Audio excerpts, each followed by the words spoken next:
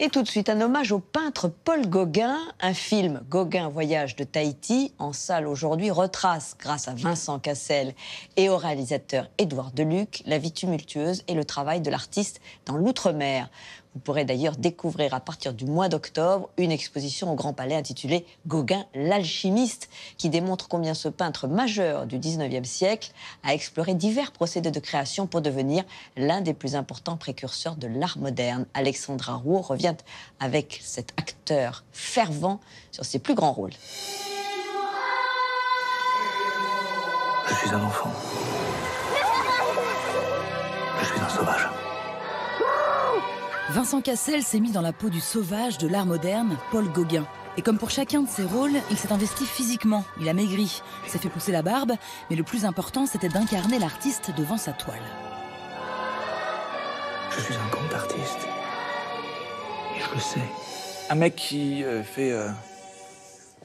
comme ça, c'est toujours un peu casse-gueule, et il faut pas qu'il y en ait trop dans le film, donc je me suis mis à peindre pour de bon, en fait. Pendant toute la période du film, je peignais. Je peignais chez moi, je prenais beaucoup de plaisir à peindre. Et puis en fait, quand on commence vraiment à peindre, on a l'air d'un peintre, hein, concrètement. C'est aussi simple que ça.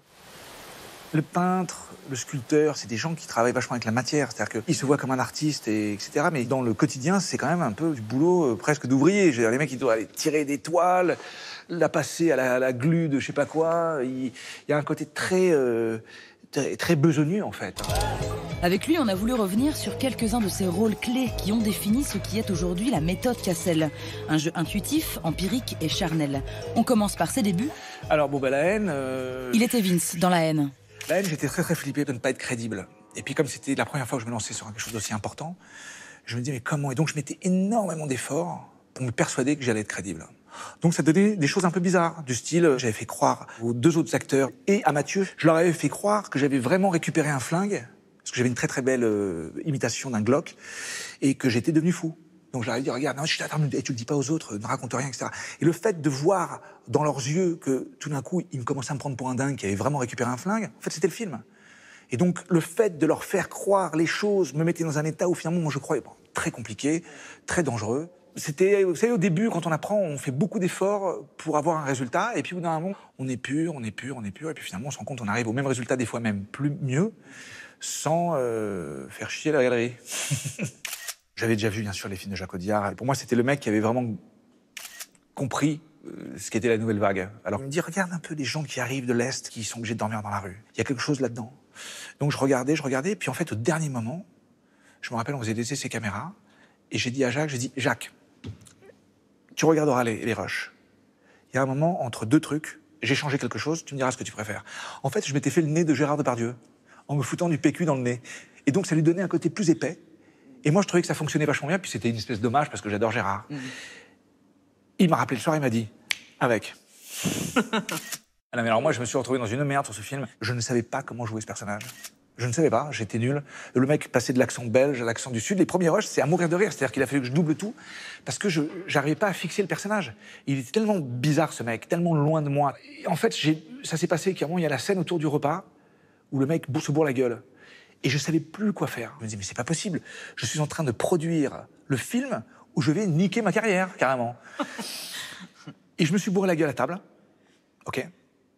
Et je suis allé, mais en dehors de ma zone de confort, on a qu'à dire des limites. Et en fait, j'ai trouvé le personnage. Et à la finale, moi, je suis très content du résultat. Je suis fier d'avoir été aussi dingue que ça, à un moment donné, dans ma carrière.